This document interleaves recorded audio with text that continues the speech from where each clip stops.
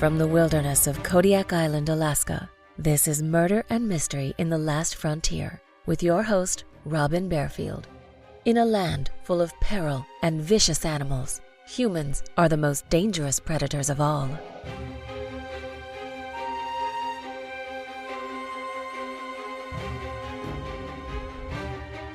The double homicide I describe in this episode occurred on a secure Coast Guard base near the town of Kodiak, Alaska, on Kodiak Island, approximately 60 miles from where I live. This murder happened toward the end of the most brutal winter anyone on Kodiak can remember, and when the police did not quickly apprehend the killer, tempers flared, and citizens carried firearms wherever they went. Our mailplane pilot, reporting the news to us on his weekly stop, compared the residents in town to a powder keg ready to blow. When it was all over, many in law enforcement and the judicial system praised the investigation. But at the time, it seemed as if no one was doing anything to look for and apprehend the killer.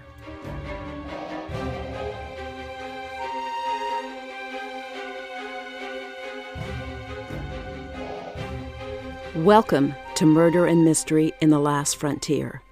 I'm your host, Robin Bearfield, and I'm broadcasting from the heart of the Kodiak National Wildlife Refuge on Kodiak Island in Alaska.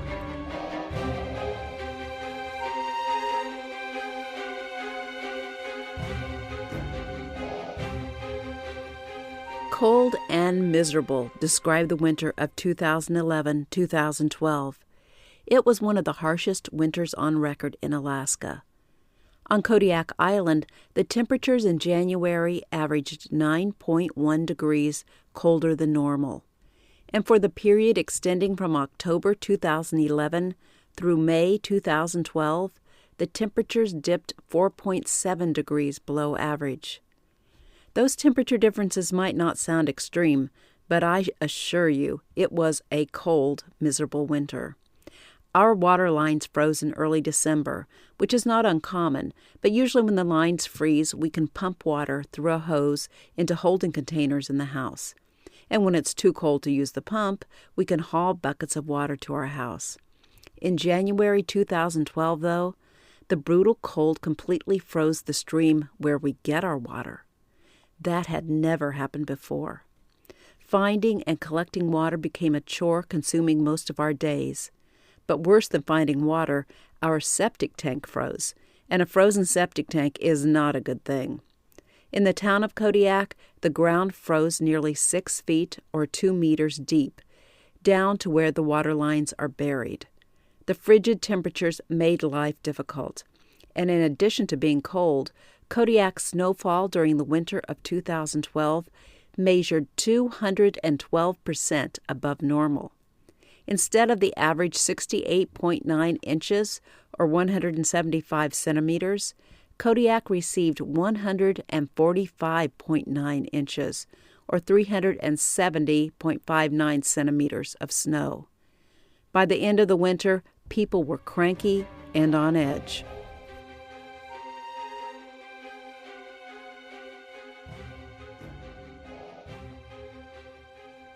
The U.S. Coast Guard base on Kodiak Island, established in 1972, is the largest Coast Guard base in the United States.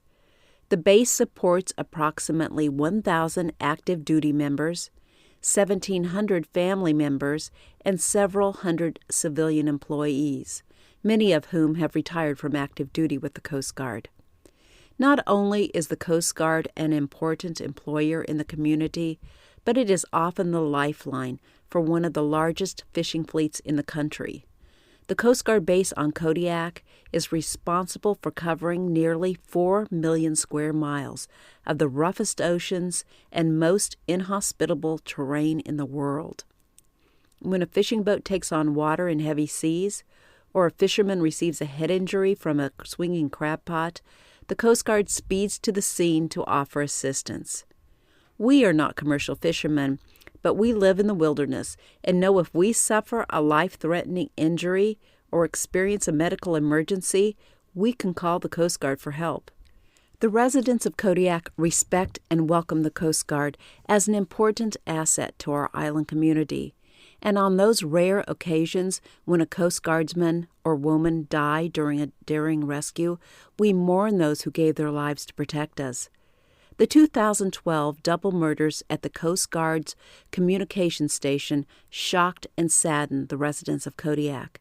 It is tragic but understandable when a guardsman dies during a high-risk rescue attempt. But a double murder made no sense.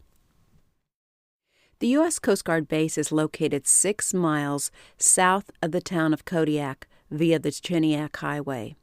The U.S. Coast Guard communication station is not located on the main base, but it is a small installation on the other side of the highway down a side road. The turnoff to this side road is about 1 mile north of the main base. The Kodiak Airport and the Comfort Inn are also important to this story, and they sit on the same side of the highway as the main base and are located between the main base and the road leading to the communication station.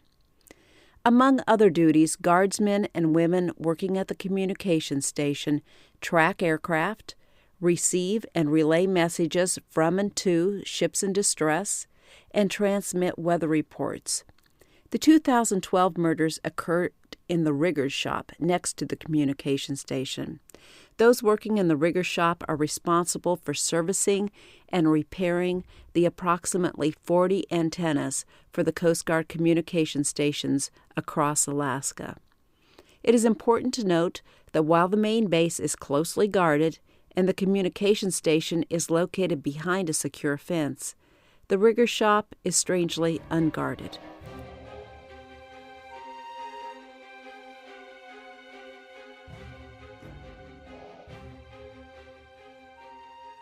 On April 12, 2012, meteorologists predicted the temperature on Kodiak would soar to 50 degrees, and if it did, the residents of the island would enjoy the warmest day since October.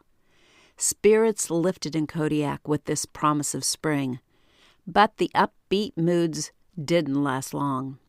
Around 8:30 that morning, rumors spread through town indicating someone had been murdered at the Coast Guard base. When the rumors became more specific and the whispers suggested the shooting happened at the rigger shop, the families of the small crew of men who worked there waited in dread. Soon, those rumors were confirmed. Not only had 1 man been killed, but 2 men were dead. Petty Officer First Class James Hopkins, 41, and civilian employee Richard Belisle, 51, had each been shot multiple times and had died in the rigger shop, their bodies discovered around 8 a.m. by a fellow employee. Richard Belisle had served in the Coast Guard for 23 years and had retired as a chief boatswain's mate before returning to the Coast Guard to work as a civilian. Belisle, Hopkins, and a fellow civilian employee, James Wells, were scheduled to begin their shifts at 7 that morning. Wells had left 2 phone messages claiming he would be late for work because he had a flat tire. He did not report for duty until after the bodies were discovered. Residents of Kodiak responded to the shootings with rage and fear. Rich Belisle, a well-liked member of the community, had many friends. Rich was married and had 3 daughters. James Hopkins was married and had a son and daughter. The only other murder of a guardsman on a base in the U.S. occurred in 2001 on St. Paul Island, Alaska, a tiny island in the Bering Sea. The guardsman shot in that incident was reportedly having an affair with the shooter's wife.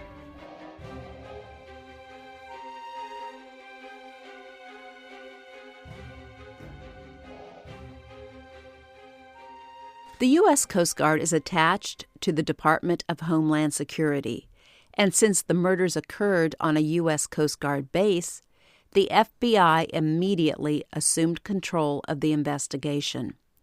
The Alaska State Troopers aided the FBI in their inquiries. The FBI chose not to relay any information to the public about the progress of the investigation. And when they did not immediately arrest a suspect for the murders, their silence angered many Kodiak residents and created an atmosphere of fear and distrust in a community whose nerves were already stretched to the breaking point by the harsh, unrelenting winter. FBI spokesman Eric Gonzalez issued a statement saying, "Nothing in this investigation has led the FBI to believe that anyone is in danger." While he said the residents of Kodiak were not in danger from the unknown killer, he did not bother to explain how the FBI knew this, or what the FBI was doing to apprehend the killer. The FBI simply expected the residents of Kodiak to trust them. But nothing the FBI did earned the residents' respect or trust.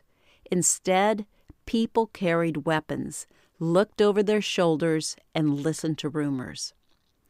The day after the murders, U.S. Secretary of Homeland Security Janet Napolitano made a statement saying her department placed a high priority on solving this crime and bringing the perpetrator to justice. She said she had directed the full resources of her department to support the investigation of these murders. On April 23rd, the FBI issued a news release describing 2 vehicles and asking residents to come forward if they had information concerning the whereabouts of these vehicles on April 12th and 13th. Residents were quick to note the descriptions of the cars matched those owned by James Michael Wells, the other civilian employee who was supposed to have been at his post at the rigger's shop at the time of the murders. Wells claimed he was late for work that morning because he'd had a flat tire. James Wells and his wife, Nancy, lived in Bell's Flats, a small community about 10 miles from the town of Kodiak and a few miles down the Chiniak Highway south of the Coast Guard base. While the FBI volunteered no information, residents inferred much by their actions. They knew the FBI had searched the house of James and Nancy Wells after the shootings, and the Wells' vehicles had been towed away, but then returned to them. Residents, especially those in Bell's Flats, where murder victim Rich Belisle had lived and his co-worker James Wells still lived, knew that both men were retired from the Coast Guard, and up until the murders, they had worked together as civilian employees in the rigger's shop. Rumors circulated about animosity between Wells, Belisle, and Hopkins. Wells, who had worked at the rigger's shop for 20 years, had been disciplined several times in recent months, and he seemed to blame Belisle and Hopkins for his problems. Residents believed Wells was the obvious suspect in the murders, but authorities refused to name him or arrest him. Instead, as the local newspaper, the Kodiak Mirror, reported, 2 FBI agents sat in a car across the road from the Wells house and watched the house around the clock. On May 1st, nearly 3 weeks after the murders, the Coast Guard made a request on Facebook for community volunteers, especially those with metal detectors, to help search the area around the rigger shop. The FBI said the search was related to the murders, but they did not tell the searchers what they were hoping to find. Residents recalled Napolitano promising to deploy the full resources of the Department of Homeland Security to investigate this crime. Now, though, it seemed instead of help from a huge government agency, the Coast Guard and FBI were asking citizens to bring their personal metal detectors to search for something near the crime scene. Residents began to wonder if Homeland Security and FBI agents knew what they were doing. And if they didn't, were the citizens truly safe or in danger from an unknown killer who had already murdered 2 men? Residents believed the purpose of the search was to look for the gun used in the murders, and when 100 residents showed up to search, everyone hoped the weapon would be found and an arrest would finally be made. Unfortunately, no weapon was found that day, and if anyone discovered anything of interest, the FBI did not report the find to the community. Agents reviewed the books of the gun shops on the island, but again, they did not reveal what they found. The investigation dragged on for several months, and still no arrest was made. The residents of Bell's Flats became more and more convinced that James Wells had murdered his co-workers, and Wells still lived and moved about their community, making everyone nervous as well as angry and frustrated with the slow progress of the investigation. Finally, on February 15, 2013, 10 months after the murders, authorities arrested James Michael Wells and charged him with 2 counts of first-degree murder, 2 counts of murder of an officer or employee of the United States, and 2 counts of possession and use of a firearm in relation to a crime of violence. Wells pleaded not guilty.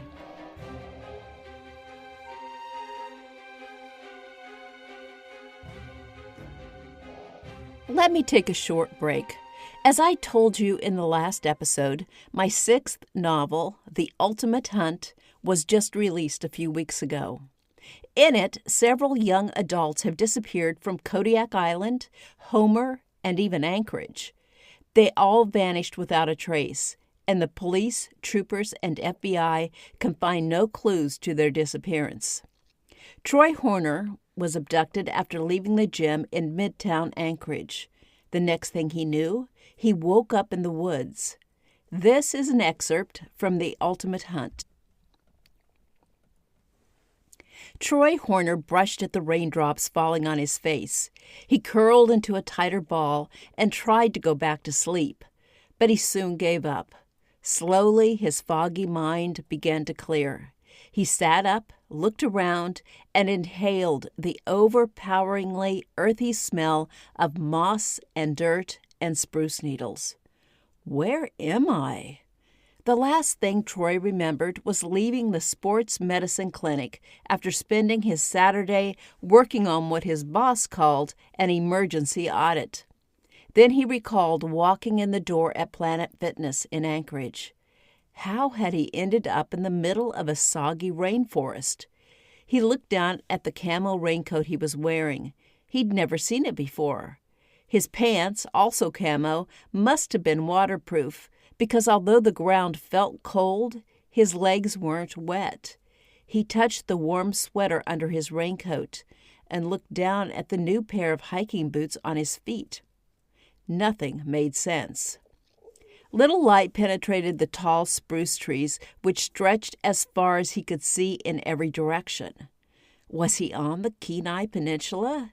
Had he been in a car wreck and stumbled dazed into the forest? He patted himself down and didn't feel any injuries. Maybe he needed to find a road and flag down a passing motorist. Troy shook his head and tried to remember what had happened to him. He again looked down at his raincoat and noticed the bright white patch on his jacket. The diamond-shaped patch meant no more to him than anything else. After spending several moments trying to clear his head, Troy decided he couldn't stay where he was. He had little protection from the elements and no food. He took a drink of cool water from the bottle he'd found on the ground beside him and stuck the bottle in his jacket pocket. He turned in a circle, wondering which way he should start hiking. Everything looked the same to him. He glanced at his watch for the time, but it was gone. He had no way to determine the time or even the day. Had he left it at the gym? He eventually picked a direction and began hiking. After what seemed like an hour, just as he'd begun to think he was walking ever deeper into the woods, he caught a glimpse of a red light and 2 buildings in the distance. The light disappeared, and he began to think he'd imagined it. A few minutes later, he saw the red glow again and started running toward it. "Hey, help," he called as he ran. "Is anyone there? I need help." Troy looked in the direction where he'd seen the light, instead of watching the ground for obstacles. He continued to yell and wave his arms. His foot connected with a large rock, and he somersaulted onto the forest floor. A moment later, something whizzed over his head, and he looked up in disbelief. Someone had taken a shot at him. He'd be dead right now if he hadn't stumbled over the rock. The Ultimate Hunt is available at Amazon, Barnes & Noble, and other online bookstores.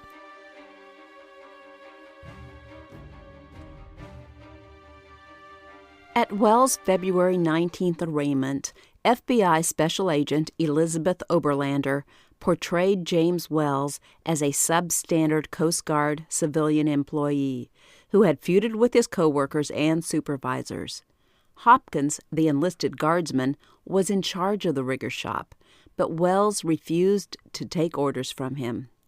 Wells failed to follow regulations and guidelines, and at one point he sabotaged several trees at the station so he could cut them down and use them for firewood at his home. In December 2011, a supervisor told Wells he needed to shape up or retire.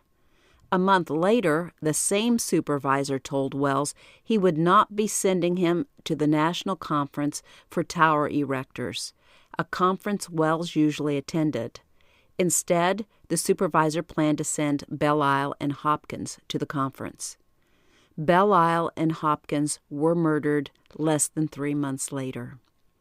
Oberlander admitted there were no eyewitnesses to the murder and no murder weapon had been found, but she said enough circumstantial evidence existed to provide probable cause that James Michael Wells willfully, deliberately, maliciously, and with premeditation killed Hopkins and Belisle.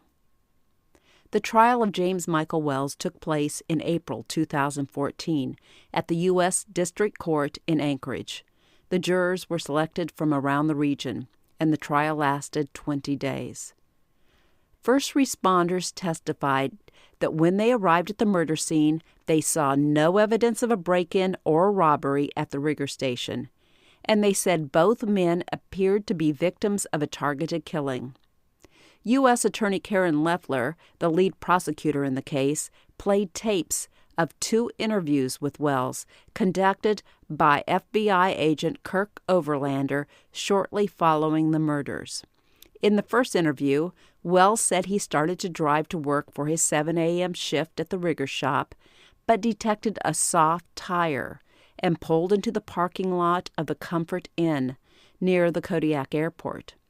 He checked the tire, saw a nail in it, and returned home to change the tire. What Wells did not know was that a security camera on the main gate of the Coast Guard station recorded his truck heading toward the rigger shop at 6:48 a.m. and returning in the opposite direction toward his home at 7:22 a.m., a time lapse of 34 minutes.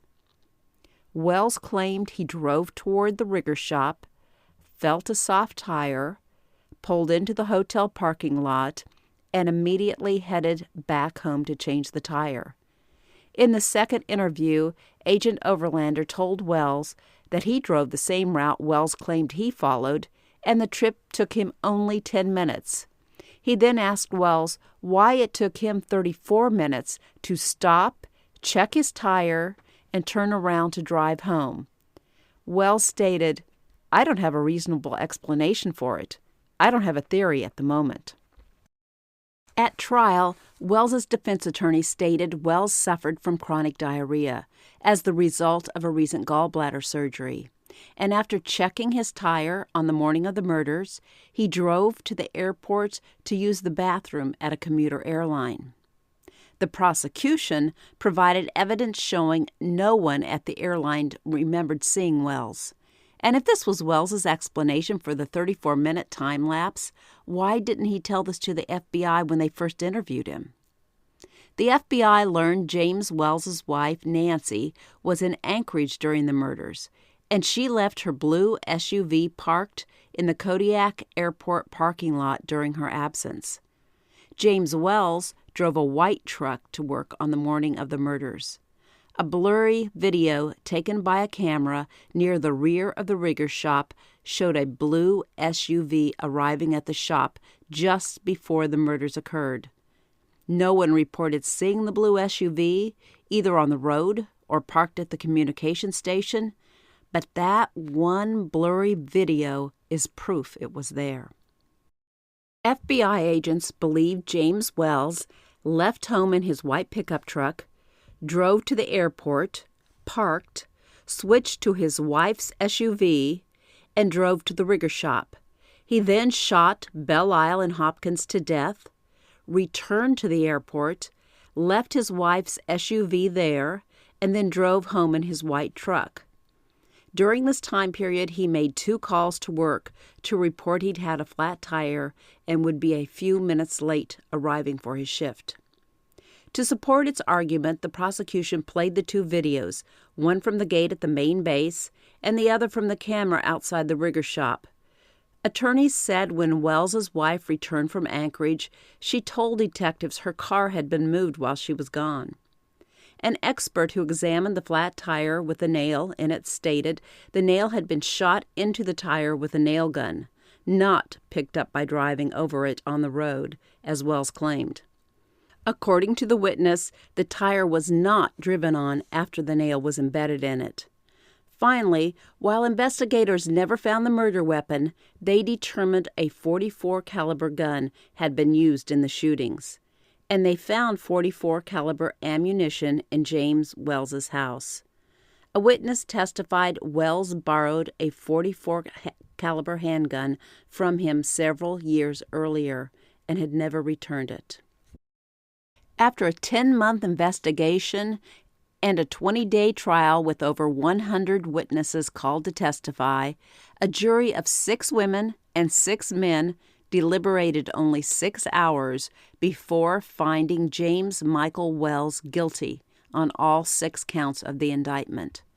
The judge sentenced Wells to 4 consecutive life sentences, 2 for killing James Hopkins and Richard Belle Isle, and 2 more for using a firearm in a violent crime. After being sentenced, Wells spoke briefly. He maintained his innocence and claimed a tragedy occurred and said, quote, "We have all suffered for it." Nancy Wells stood by her husband throughout the trial, and even after he was convicted and sentenced, she continued to say she believed him innocent of the crime. The judge in the case condemned Wells for allowing his family to believe he was innocent when he knew better. Nancy Wells simply shook her head after this comment.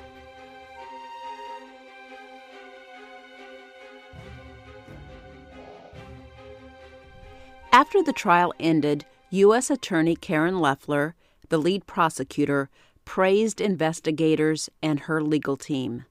She said, "This was a long road to justice for the families of Richard Belle Isle and James Hopkins, the United States Coast Guard community, and the citizens of Kodiak. The guilty verdicts were the result of the superb investigative effort of the FBI and Coast Guard Investigative Service, and I am very proud of the work of the members of the United States Attorney's Office for the District of Alaska and our Special Assistant U.S. Attorney from the U.S. Coast Guard Judge Advocate General. We are very pleased that the lengthy and meticulous investigation of this brutal crime has resulted in the conviction of the person responsible." Attorney Loeffler had a right to be proud of the conviction of James Wells with only circumstantial evidence. There were no witnesses, and no weapon was ever found, but she and her associates presented such a compelling case, the jury returned a guilty verdict in only 6 hours. It is unfortunate, though, that the FBI and the other investigators in this case were not able either to arrest Wells sooner or release enough information to the Kodiak community to calm people's fears and assure the residents the investigation was moving forward. I don't think the FBI needed to maintain a news blackout throughout the investigation, and I'm not sure they understand even now what a toll their silence took on the community, and especially on the victims' families. At the sentencing hearing, Rich Belial's wife, Nicola, said she lived in fear for more than 10 months while her husband's killer remained free. And she said more than once she huddled in her house with a loaded firearm because her dogs barked at something outside the house. Maybe if authorities had released more information or arrested Wells sooner, Nicola Belial would not have suffered the double insult of losing her husband and her security. In August 2016, Nicola Belial and James Hopkins' widow, Deborah, filed a suit against the United States of America for the wrongful deaths of their husbands. They asked for $1 million each. They alleged that the U.S. Coast Guard knew or should have known James Wells was a dangerous, disgruntled employee with several reprimands and disciplinary sanctions, and he posed a serious threat to other employees.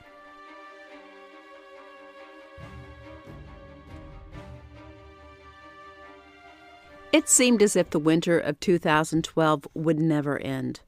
On May 13th, 2.4 inches of snow fell on the island, and then, finally, temperatures began to rise. Most of the winters since 2012 have been unseasonably warm, and now those few brutal months remain a distant memory. The lives of the Kodiak residents returned to normal after James Wells was convicted and sent to prison. Unfortunately, though, the saga of James Wells continued in 2017, when the Ninth U.S. Circuit Court of Appeals overturned Wells' conviction and ordered a new trial.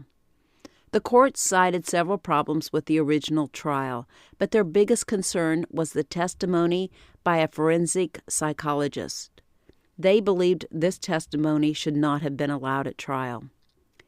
The next trial for James Wells took place in Anchorage on October 8, 2019, and the jury again found Wells guilty on all counts.